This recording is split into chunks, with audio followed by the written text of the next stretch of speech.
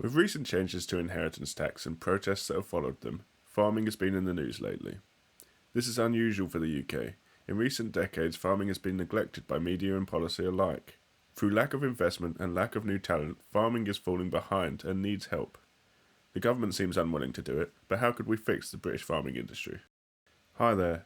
Welcome to the first chapter in a series of videos of major sectors of the UK which are struggling. However, we aren't interested in just any old industry that's struggling. We are looking at those that have the biggest downstream impacts, the ones that affect all of us. That's why we are starting with farming. Almost every aspect of our lives and our economy is dependent on farming, because everyone needs food to survive. We do not have a choice about whether to spend on food. We can find deals and cheap alternatives, but we cannot cut out the costs completely.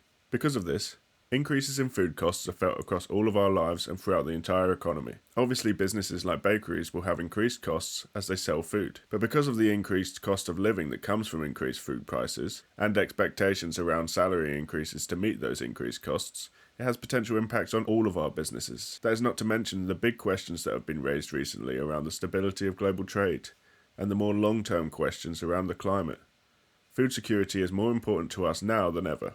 So in this video, we will talk about some of the big issues the farming industry is facing right now, how we can fix them, and how we can pay for those fixes. But before we get into that, because this is the first video in a new series, I wanted to share what I was hoping to get out of these videos. I want to start a discussion about a more optimistic view of the UK's future. I'm sharing some of my ideas for you to think about, criticise and build on, but I would love to hear your opinions as well. There are so many voices in the UK that go unheard. I want to hear what you have to say, your thoughts on how we could make all of our lives better. When I was growing up, I remember seeing visions of what the future could look like in the news and in the newspapers. I want to help bring that hope and optimism back. The first steps to building a brighter future is talking about how we get there. But let's keep it constructive. We can criticise each other's ideas, but let's not criticise each other as people. In order to show how achievable each of these ideas are, I'll be including the cost to implement them and where the money to pay those costs could be raised from. This is often a mistake for political parties that tie a popular idea to an unpopular way of raising the money. But seeing as this is not a manifesto, I will be including the way this money can be raised just to show how feasible the ideas really are. So let's get into farming. Despite being the largest industry by area, using 70% of the land in the UK, our country currently has a very neglected and outdated farming industry. But that doesn't mean the farming industry has remained completely unchanged. Small farms are disappearing, with large corporate farms taking their place. Since 2005, the number of large farms over 200 acres has increased by 20%. Additionally, between 2010 and 2018, 15,000 acres of publicly owned farms have been transferred to private ownership, transferring the benefits of these farms from their local communities to the pockets of their new owners. So let's take a closer look at farm ownership in 2025. Almost half of the farms are now under some sort of rental agreement, between the farmers doing the work and the landowners who reap all the benefits. The dying breed of small farms making up the majority of the remaining farms owned by the workers, with the rest being swallowed up by a growing conglomerate of mega farms owned by the super wealthy. These mega farms campaign to squash the smaller farms by undercutting them, driving land prices up and lobbying the government to stop competition from alternatives to traditional farming, especially in meat and dairy. These rich farming landlords buy up huge sections of farmland to rent out, and even after the latest changes still benefit from very relaxed inheritance tax laws. So for them it's a win-win. They can make money now off the hard work of the farmers that rent from them, and there is still value in the land which they can pass on to their heirs. This feels very familiar. Hundreds of years ago, British lords ruled over the serfs who tended the land in a very similar way. In some cases, these wealthy landowners will even divide up the land, sell them off in parcels to potential developers who hope that the land can be built on one day. This means the land can't be used for farming, it just sits there empty, with no certainty around if it will ever be built on or not. But we're only just beginning to scratch the surface of the issues the farming industry is facing. An existential threat to the industry is the lack of new young talent. In most industries, the largest portion of the workforce is young, inexperienced workers trying to learn from those that have been in the industry for longer. But in farming, this is the other way around, with the largest group of workers, 2/3 of the workforce being 55 and up, and almost half of those over 65. This cannot go on forever. especially in such a physically demanding job. We run a real risk of our farming workforce aging out, which would have terrible consequences, not least because all of the experience and knowledge would not be passed down. So why are fresh younger workers not being attracted in? The main reasons are the low pay, high startup cost, hard work, and little by the way of career progression. And those younger workers that do join the industry tend to end up working for the large corporate farms where they receive less of a share of their profits that they produce, further disincentivizing new joiners. Then there is the money-making side of the farming businesses. Farmers have little control over the prices of the goods that they produce. The supermarkets set the prices that they are willing to pay and can pick and choose from farms across the country to get what they need, forcing farmers into a race to the bottom with each other. And finally, ever the elephant in the room, Brexit, which has caused two more major issues. Firstly, worker shortages. Much of farming is seasonal work. When we were part of the EU, workers could come and go to find seasonal work when it was in demand and returning home when it was completed. This is no longer possible, and so migrants are either staying for good or not coming at all. Secondly, logistics. It costs more for farmers to import the things they need from the EU, and they make less money selling their goods on the continent. These issues aren't widely discussed. As we mentioned, farming has been neglected with the focus on other political topics. But we all consume food, and its availability affects every aspect of our lives. We need to ensure we can produce enough of our own food, as the future climate will make this even more important and difficult. With less water availability and less reliable growing climates here and in the areas we import our food from, as well as big questions around global trade, food security is more important now than ever.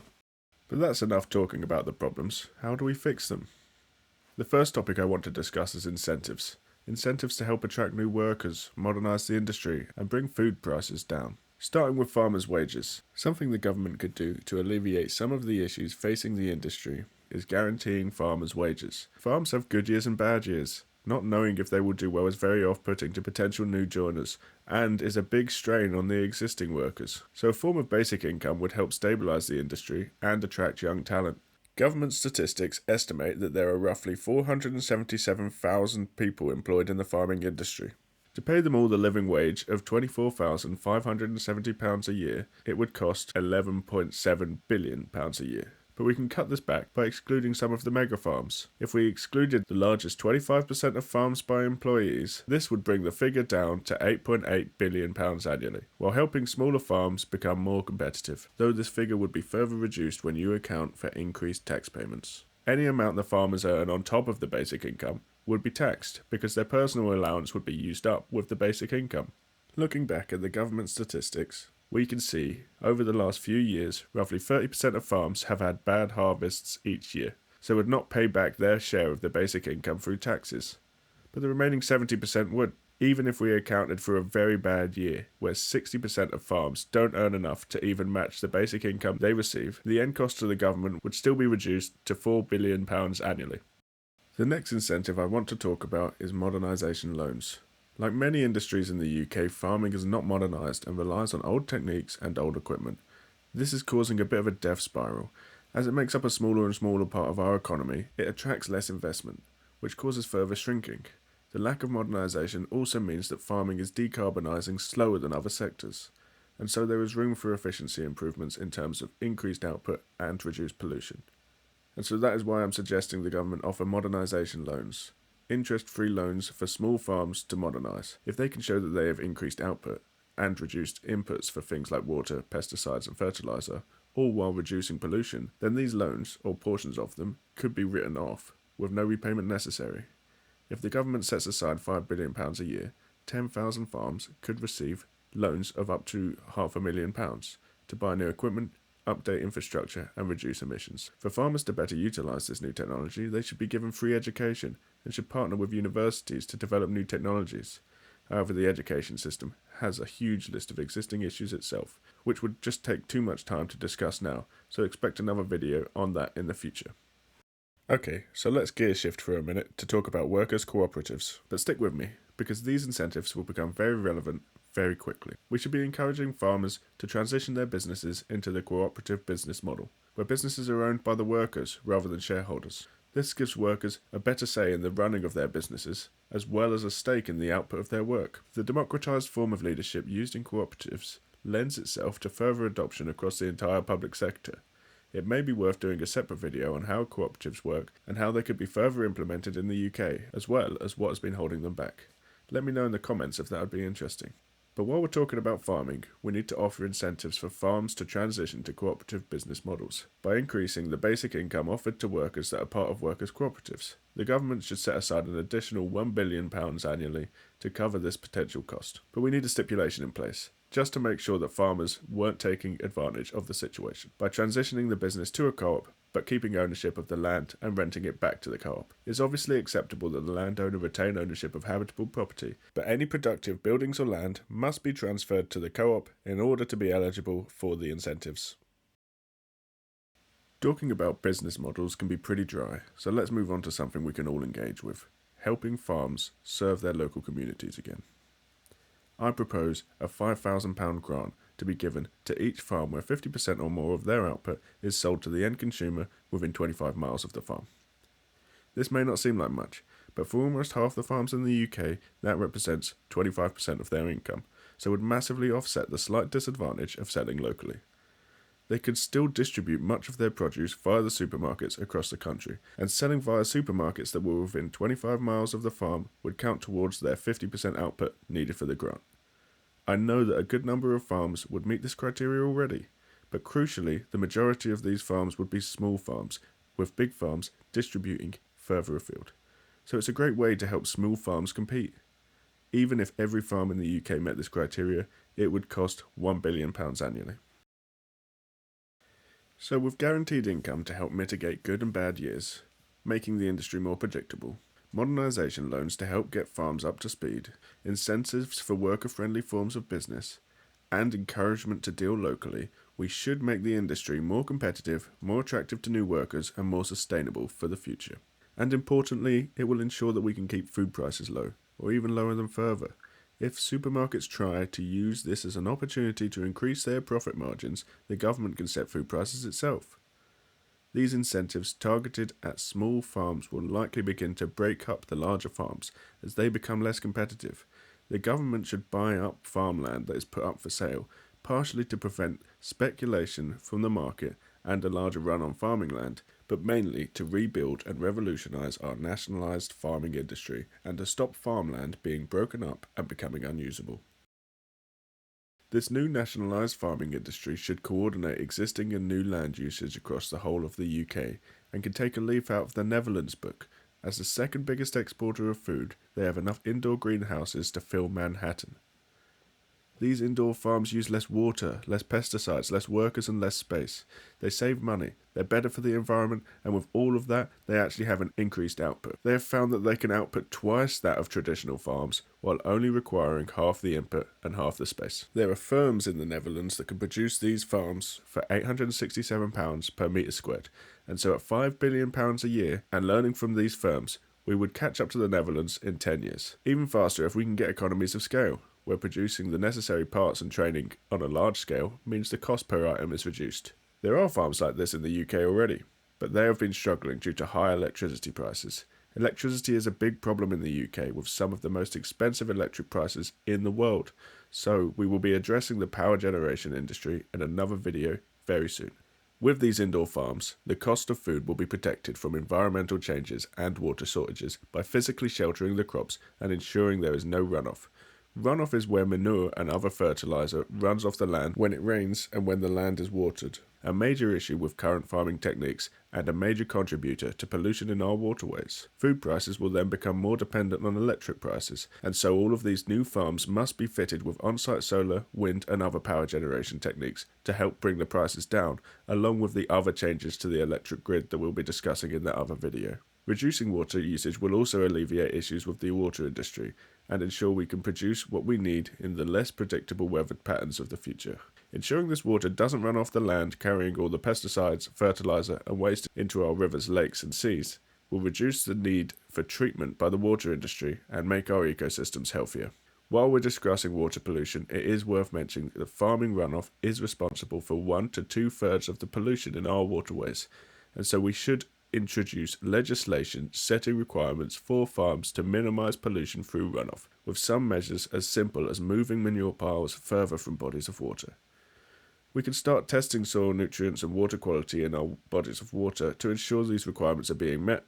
Farms not meeting the requirements should receive hefty fines to discourage the practice and help to pay for the cleanup. In the UK, we are blessed with some of the best universities in the world, and so the government should pair with these universities for research into how to cheaply and efficiently grow different products which can help downstream sectors across the UK. Simply growing fruit, veg and food for human consumption and animal stock can help reduce the cost of those in the future and ensure their availability. That is not to mention the benefits that cheap, healthy food will have for the current health crisis. As well as food though, we could look into growing bamboo, linen and cotton for clothing and other raw materials from paper to construction. This will help all sorts of downstream sectors. Finally, producing fungi and other products like soya used for meat alternatives on an industrial scale will massively bring prices down. This will allow us to slowly reduce our dependency on animal farming, which uses a lot of space and pollutes our waterways heavily. Soya is often criticised as being very high in emissions. However, the majority of soya is actually used as animal feed, so reducing meat consumption does not actually require an increase in soya production. While we're talking about soya, did you know that there is a tennis court-sized plot of land in the Amazon dedicated to growing soya for every single person in the UK? So growing it more efficiently here will improve environmental impacts from shipping and allow for reforestation where it is desperately needed. And so, reducing our dependency on meat consumption and reducing the number of farm animals will have an impact on emissions. It will also mean that much less food is needed, as direct human consumption of crops is much more efficient. There are also well-documented health benefits to reducing meat consumption, which will alleviate costs to our health service and improve our quality of living. As we've mentioned already, reducing runoff from animal farming will improve the health of our waterways, our rivers, lakes and seas, and reduce the strain on water treatment. Given these indoor farms use half the space for twice the output, any land saved from more efficient usage can go to rewilding, as the UK is one of the most denatured countries in the world, and time spent in nature is proven to be good for mental health and physical health. We can also use some of the land to build new towns like we did after the Second World War, alleviating the housing crisis. But wait a minute. If these indoor farms are so great, why is the food in the Netherlands not super cheap? The UK actually has a very good food market, ensuring food is kept cheap and limits are placed on profits made by food producing businesses, so compared to Europe, food in the UK is actually quite cheap. In the Netherlands, they do not have such strict regulations, and so the indoor farms make large profits from their products. Having said that, in the UK there is obviously room for improvement on food costs, as there is a huge number of people who cannot afford to eat, completely unacceptable in this day and age, in a nation as wealthy as ours. And although much food is relatively cheap in the UK, plant-based alternatives remain expensive. By producing these on a larger, cheaper scale, we can help them become a more affordable lifestyle choice. It is worth noting though, that all of this nationalised farming land may displace some of those tenanted farmers from the mega farms. Potentially displaced renting farmers need to be able to upskill for free, move to the smaller farms, or be employed as advisors for the transition. The incentives we've discussed for small farms will be attractive and bring people into the industry, but in order to properly address worker shortages, we may have to consider restoring free movement with the European Union. This will address labour shortages in agriculture as well as help build these new indoor farms. However, this extra workforce may not be a deal breaker for the industry, and free movement would affect every industry in the UK, so further analysis would be required before making such a large decision. The EU's Common Agriculture Policy was also something which farmers have lost out on since Brexit. It kept prices low for farmers to buy what they needed and allowed them to sell without barriers to the whole of the EU. We should set up something compatible within the UK to reduce barriers to trade with the EU, both for importing food and animal feed while we transition, as well as looking for more streamlined ways to sell excess food and get better returns for our farmers.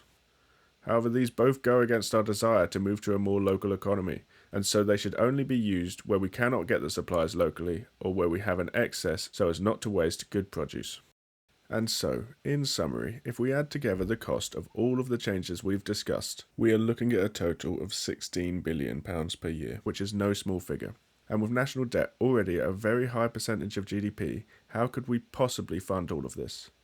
Well, for example, simply classifying capital gains as income rather than under a separate bracket would raise £16.7 billion a year, leaving an excess of £700 million per year. But of course, with time, These funds will be easier and easier to raise, as adding money into our local economies is very likely to remain within the country and ultimately be recouped through taxes. The improvements we have discussed bring about two main benefits: helping small farms right now transition into the future in a way that suits them by guaranteeing workers' wages, giving out development loans, ensuring workers get a fair share in their work through cooperatives, and ensuring food is grown and used in close proximity. While in parallel, the government sets up a new nationalised sector to move farming into the modern age and produce the crops of the future. These two main benefits will be felt across the sector, increasing its attractiveness for new workers, reducing its emissions, and improving its efficiency in all senses. This in turn will help the farming industry adapt to the modern world and make it suitable to survive into the future. This will have a downstream impact across the whole of the UK, improving the economy and reducing the cost of living. Every penny spent would be injected into the British economy, raising the quality of living, but also ultimately recouped through taxes, creating an increase in available funds for the government through growth, replacing the death spiral we mentioned earlier with a new upward spiral of prosperity. Thanks so much for listening. I'd love to chat with you in the comments. And remember, there is a better alternative to the status quo. We need lots of new ideas, optimism, and conviction to get them done without land and business owners skimming off the top while giving little back. But this new future is possible if we all work together. See you next time and subscribe for more.